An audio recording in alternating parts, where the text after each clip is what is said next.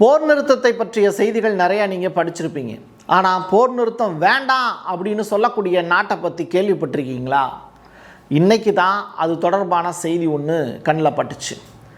ஐக்கிய அரபு எமிரேட்ஸ் இந்த நாட்டை தான் ஈரான் விரட்டி அடித்தாங்க. போதுங்கிற அளவுக்கு அடித்தாங்க. ஐயோ விட்டுருங்க அப்படின்னு அலற அளவுக்கு அடித்தாங்க. அப்படிப்பட்ட யுஏஇ இப்போ ஒரு ஸ்டேட்மெண்ட் கொடுக்குறாங்க, ஈரான் மீதான போரை நிறுத்தாதீங்க, ஒட்டுமொத்த நாகரிகத்தையும் அழிச்சு முடிச்சிருங்க, ட்ரம்ப்பு நீங்கள் சொன்னதை செஞ்சு காட்டுங்க, யூ ஆர் மை ஹீரோ அப்படிங்கிற ஸ்டேட்மெண்ட்லாம் பதிவு செஞ்சுருக்காங்க. அப்படி என்னையா உனக்கு இவ்வளவு காண்டு இந்த ஈரான் மேலே அப்படிங்கிற கொஸ்டின் யுஏஇயை பார்த்து நம்ம கேட்க வேண்டிய தேவை இருக்குது. லெபனானை முழுவதுமாக சூறையாடி கொண்டிருக்கிறது இஸ்ரேல். என்ன பிளான் இஸ்ரேலுடைய பிளான்? டீட்டெயில்டாக பேசுவோமா?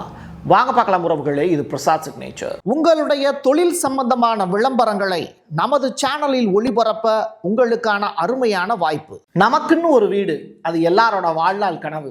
ஒரு முறை தான் முடிவெடுக்க போறீங்க, அதை சரியாயிடுங்க. கிரியேட்டர் கன்ஸ்ட்ரக்ஷன்ஸ் உங்களோட கனவு இல்லத்தை சூப்பராக டிசைன் பண்ணி அழகாக கட்டித்தராங்க. இன்டீரியர் டிசைன்லையும் இவங்க தான் டாப்பு. North west interiors. தொடர்புக்கு 72907991. கேட்வாக்கை பற்றி கேள்விப்பட்டிருப்பீங்க. அதே மாதிரி காப்பி கேட் அப்படிங்கிற வார்த்தையும் கேள்விப்பட்டிருப்பீங்க. ஆனால் இதையெல்லாம் சூப்பராக செய்யக்கூடியவர் ஷெபாஸ் ஷெரீப் தான் அப்படிங்கிற உண்மை மட்டும் உங்களுக்கு தெரியாமல் இருந்திருக்கும். அந்த வகையில் ஷெபாஸ் ஷெரீப் அவர்கள் இந்த டிப்ளமேட்டிக் எஃபர்ட் ரிலேட்டடான ஒரு முக்கியமான டாக்குமெண்ட் இருக்குல்ல, அமெரிக்கா கிட்டையும் ஈரான் கிட்டையும் பேசி பஞ்சாயத்து வச்சு ஒரு நாகரிகத்தையே அழித்து காட்டுவேன் அப்படின்னு சொன்ன ட்ரம்ப்பு அதை செய்கிறதுக்கு சரியாக 90 நிமிடங்களுக்கு முன்பு முஸ்தபா கமினி அவர்கள் பேசிய வார்த்தையின் அடிப்படையில் அந்த சீஸ்ஃபயர் டீலை கொண்டு வந்திருக்காங்க. 2 பேரும் பரஸ்பர ஒப்பந்தம் தான், ரைட்டா? அப்படிப்பட்ட அந்த டிராஃப்டை வெறுமனை படித்து கூட பார்க்காம அதை ஒரு தடவைக்கு 2 தடவை காப்பி கேட் பண்ணக்கூடிய வேலையை செஞ்சுருக்காரு அப்படிங்கிறத நெட்டிசன்கள் இப்போ கிண்டல் பண்ணிக்கிட்டு இருக்காங்க. இவர் இப்படித்தான் செஞ்சுருக்காரு அப்படின்னு நான் சொல்ல வரல, பட் இவர் இப்படித்தான் செஞ்சுருப்பார் அப்படின்னு நெட்டிசன்கள் நிறையா பேர் நம்புகிறாங்க. அந்த அளவுக்கு பாகிஸ்தானில் இருக்கக்கூடிய மக்களுக்கு பாகிஸ்தான் பிரதமர் மேலே நம்பிக்கை ஜாஸ்தி. இது தொடர்பாக எக்ஸ்தல பக்கத்தில் ஏகப்பட்ட செய்திகள் குவிஞ்சு கிடக்கு. நெட்டில் போய் செக் பண்ணி பாருங்கள். தங்கத்தினுடைய விலையில் இன்றைக்கி மிகப்பெரிய அளவிலான மாற்றம் நிகழ்ந்திருக்கு. பங்குச்சந்தையிலையும் அதை சேல் பண்ணுறவங்களாக இருக்கட்டும், பொருட்களை வாங்குறவங்களாக இருக்கட்டும், இவங்களாம் ரொம்ப ஹாப்பியாக அதை செஞ்சுக்கிட்டு இருக்காங்க. இந்திய பங்குச்சந்தைகளும் நல்ல முன்னேற்றம் கண்டிருக்கு அப்படிங்கிற செய்தியும் ரிலீஸ் ஆகிருக்கு. இதில் கோல்டு ரேட் அப்படிங்கிறது இன்றைக்கி அதிகமாகிருக்கு. கோல்டு மீதான முதலீடுங்கிறது ஜாஸ்தியாக இருக்குது. கச்சா எண்ணெய் மீதான அந்த முதலீடுங்கிறத நியூட்ரலாக வச்சுருக்காங்க. சரி, காரணம் என்னென்னா ஈரான் போர் நிறுத்தம் அப்படிங்கிறது தொடர்பான அறிவிப்பு. இந்தியாவில் தங்கத்தினுடைய விலையில் மிகப்பெரிய அளவிலான மாற்றம் ஏறுமுகமாக இருக்குது. இனிமேல் தங்கத்தினுடைய விலை ஏறுமுகத்தை நோக்கி போகும் அப்படின்னு நம்பலாம் நெக்ஸ்ட் 2 வீக்ஸ்க்கு. அந்த அடிப்படையில் இன்றைக்கி ஒரு நாளில் மட்டும் 2720 ரூபாய் அதிகமாக இருக்குது ஒரு சவரன் தங்கத்தினுடைய விலை. நீ என்னடா சீஸ் ஃபயர் டீல்லாம் கொண்டு வர்றது, அதை நான் முடிவு பண்ணணும் அப்படிங்கிற அளவுக்கு இஸ்ரேல் இப்போ ஒரு விஷயத்தை சுட்டி காட்டியிருக்காங்க. நெதன்யாகு தலைமையிலான டீமு அமெரிக்கா எடுத்திருக்கக்கூடிய முடிவுக்கு நாங்கள் கட்டுப்பட முடியாது அப்படிங்கிற ஸ்டேட்மெண்ட்டு காலத்திற்கு முந்தையது இந்த சீஸ் ஃபயர் டீல், அதாவது ப்ரீமெச்சூர் அப்படிங்கிற வார்த்தையை பயன்படுத்தியிருக்காங்க. ஈரானுக்கு எதிரான தனது நடவடிக்கைகளை குறைஞ்சது நாங்கள் 30 நாளைக்கு நிறுத்த மாட்டோம் அப்படிங்கிற ஸ்டேட்மெண்ட்டையும் சுட்டி காட்டியிருக்காங்க முசாட் அண்ட் ஐடிஎஃப் டீம். பார்த்த இடத்துல எல்லாம் அடிப்பேன், கண்ணில் படுறதெல்லாம் வேட்டையாடுவேன், இதுதான் நெதன்யாகுவினுடைய கொள்கை மிடில் ஈஸ்டில். காரணம் கிரேட்டர் இஸ்ரேல் அப்படிங்கிற பெரும் கனவு. இவரோ ட்ரம்ப்போ இன்னைக்கு தேதிக்கு பதவி கிடச்ச உடனே இவங்க ஈரான் மீதான கோபம் இவங்களுக்கு இல்லை. ட்ரம்ப்பு அவர் சிறு வயதில் இருக்கக்கூடிய பேட்டிகளை எடுத்து பார்க்கும்போதே ஈரானில் இருக்கக்கூடிய அந்த எண்ணெயை நம்ம ஏன் எடுத்துக்கக்கூடாது அப்படின்னு அவ்வளவு உரிமையாக ஒரு பேட்டியில் பேசின விஷயங்கள்லாம் பார்க்க முடிஞ்சது. இன்னொரு நாடுன்னு தெரியும், ஒரு சின்ன பையனுக்கு எப்படி அந்த மாதிரியான சிந்தனை வரும்? அமெரிக்க ஏகாதிபத்தியத்தினுடைய ஊட்டப்பட்ட விதம் அந்த மாதிரி. அதே மாதிரி தான் நெதன்யாகுவும் அவர் சிறு வயது காலத்திலேயே ஒரு பெரிய மீட்டிங்கில் பெரிய ஆட்கள்லாம் மொசாட்டினுடைய பழைய ஆட்கள்லாம் இருக்கக்கூடிய இடத்துலையே இவருடைய குரலை வைத்து மயக்கி காட்டியவர். அப்படிப்பட்டவரை தான் லிகுட் கட்சி தேர்ந்தெடுத்திருக்காங்க.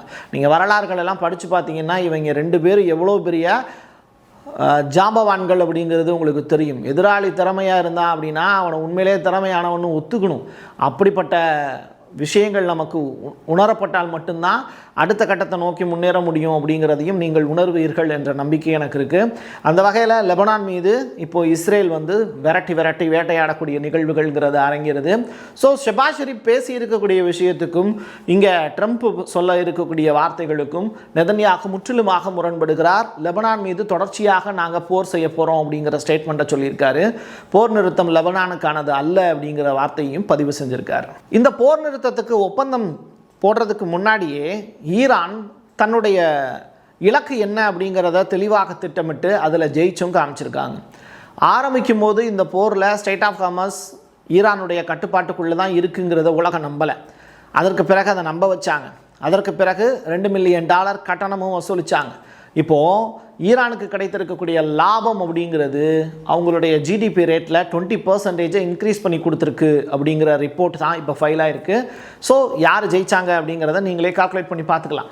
அதே மாதிரி இந்த ஸ்டேட் ஆஃப் ஹார்மஸில் கப்பல்களுடைய போக்குவரத்து கட்டணம் வசூலிக்கிறதுக்கு ஈரான் வந்து ஓமனோட சில அக்ரிமெண்ட்டு ஃபைல் ஆகிருக்கு அப்படின்னு சொல்கிறாங்க. எது எப்படியோ இந்த கப்பல்கள் போகக்கூடிய அந்த போக்குவரத்து பாதை மூலிமா ஈரான் மக்களுக்கு விடிவு காலம் பிறந்திருக்கு அப்படின்னு சொல்கிறாங்க. அது உண்மையா அப்படிங்கிறது அடுத்தடுத்து இந்த ரியாலுடைய ரேட் வந்து இன்க்ரீஸ் ஆகும்ல, டாலருக்கு நிகராக எவ்வளவு ரூபா அப்படின்னு அதை வச்சு நீங்கள் கால்குலேட் பண்ணிக்கலாம். ஓமன் அப்படிங்கிற நாடு முழுக்க அரச பாரம்பரியத்தை சார்ந்தது. அங்கே இருக்கக்கூடிய ஒரு நீர்வழி பாதையும் ஈரானோடு டைப்பில் இருக்கிறது. ஓமன் சொல்கிறது அப்படிங்கிறது ஈரான் கேட்பாங்க, ஈரான் சொன்னாங்கன்னா ஓமன் கேட்பாங்க. அப்படி ஓமன் கேட்கலை அப்படின்னா ஈரான் அடிப்பாங்க. புரியுதா? அவ்வளோதான் வித்தியாசம். அப்போ யார் வலிமையானவங்க? ஈரான் தான் வலிமையானவங்க. அப்போ ஓமனோட அவங்க போட்டிருக்கக்கூடிய ஒப்பந்தத்தின் அடிப்படையில் அவங்களுடைய நீர்வழி பாதையும் மூடப்பட்டது. ஸ்டேட் ஆஃப் ஹார்மஸை யூஸ் பண்ணணும் அப்படின்னா இஸ்ரேல் அமெரிக்க கப்பல்கள் ஓமன் பாதையை பயன்படுத்தலை இது வரைக்குமே. இப்போ என்ன பண்ணுறாங்க, இந்த 34 கிலோமீட்டர் அகலம் இருக்கக்கூடிய அந்த நீரிணையை பயன்படுத்துறதுக்கு இந்த 2 நாடுகளும் சேர்ந்து தான் ஒப்பந்தம் போட்டிருக்காங்க அப்படிங்கிற தகவல் வெளியாகுது. நீங்கள் ஈரான் மட்டும்தான் அமெரிக்காவோட டைப் பண்ணியிருக்காங்கன்னு நினைக்க முடியாது.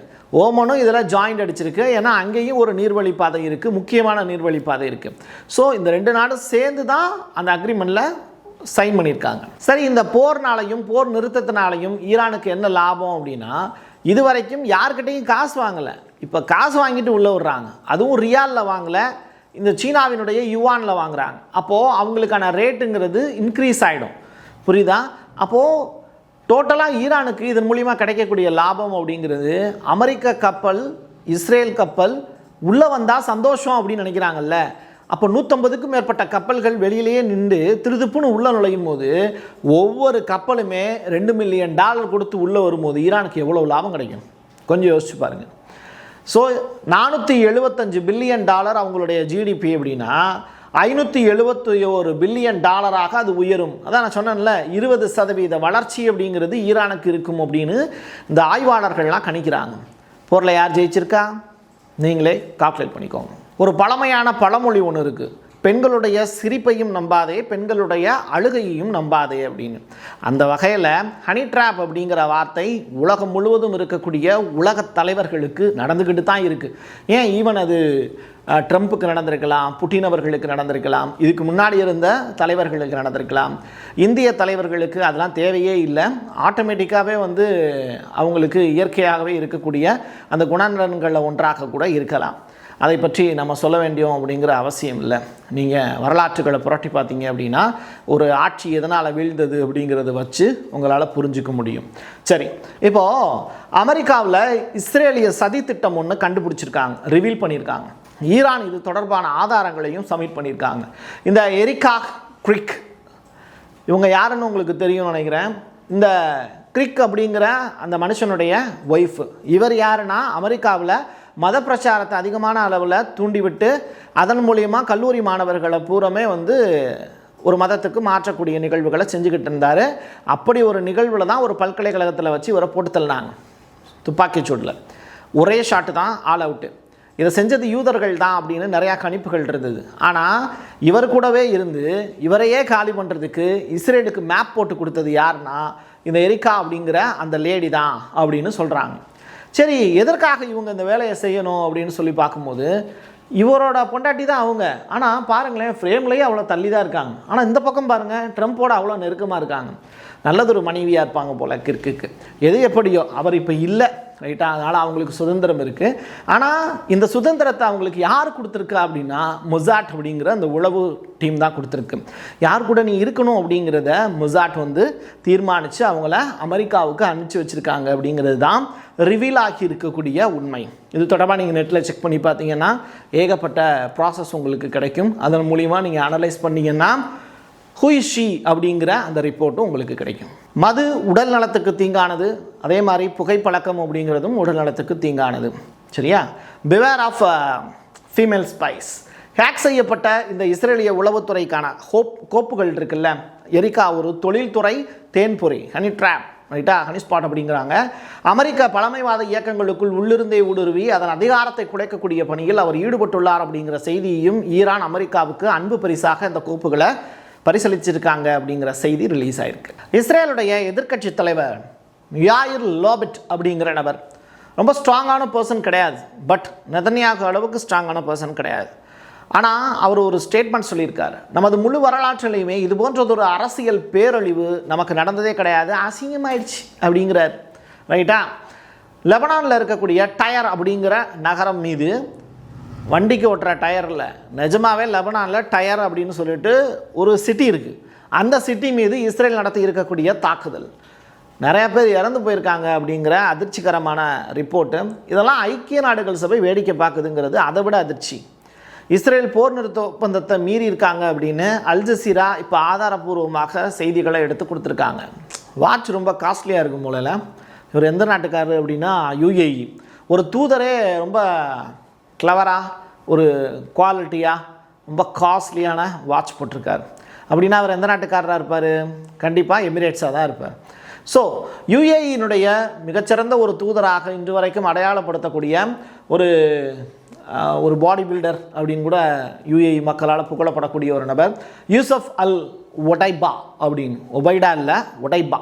சரி, ஈரானுடான போர் நிறுத்தம் அப்படிங்கிற ஒரு விஷயத்தை நாங்கள் ஏற்றுக்க மாட்டோம் அப்படிங்கிறாரு. ஏப்பா அப்படின்னு கேட்டால் இல்லை ஈரான் அழியணும் அப்படிங்கிறாரு. ஈரான் அழியணுமா? என்னப்பா ரெண்டு பேரும் ஒரே மார்க்கை தான் ஃபாலோ பண்ணுறீங்க, ஏன் ஈரான் அழியணும்னு நினைக்கிறீங்க? இல்லை ஈரான் அழிச்சிருங்க அப்படின்னு சொல்கிறாங்க. சரி, அதுக்கு நீங்கள் சொன்னால் அழிச்சிட முடியுமா? அப்படி காசு தரேன் அப்படிங்கிறாரு. யாருக்கு? அமெரிக்காவுக்கு. அமெரிக்காவில் $1.4 ட்ரில்லியன் அளவிற்கு நாங்கள் முதலீடு செய்ய தயாராக இருக்கோம். கேளு, எவ்வளோ காசு வேணுமோ கேளு, தரேன். மிசைல் ரெடி பண்ணு, அட்டாக் பண்ணு, ஈரானில் இருக்கக்கூடிய ஒட்டுமொத்த நிலவளத்தையும் சூறையாடிடு, என்னைய பூரா நீயே எடுத்துக்கோ, எனக்கு வேணாம். ஆனால் அங்கே இருக்கக்கூடிய வரலாறுகளை பூரா அழிச்சிரு, ஈரான்கிற நாடு இருக்கக்கூடாது. என்ன ஒரு நல்ல புத்தி பாருங்கள். இப்படிப்பட்ட மனிதர்களும் வாழத்தான் செய்கிறாங்க. அதான் நான் சொன்னனே, இங்கே அதிகாரம் தான் பெருசு, காசு வச்சுருக்கவன் தான் அதிகாரத்தில் போய் உட்காந்துருக்கான். அப்படிப்பட்டவன் உலகத்தில் மனிதநேயத்தை பற்றி எந்த விதமான கவலையும் பட மாட்டான். வரலாற்றையும் அது தொடர்பான ஆதாரங்களையும் சிதைப்பது ஒன்றே இந்த ஏகாதிபத்திய சிந்தனை இருக்கக்கூடியவர்களுடைய புத்தி. ரைட்டா.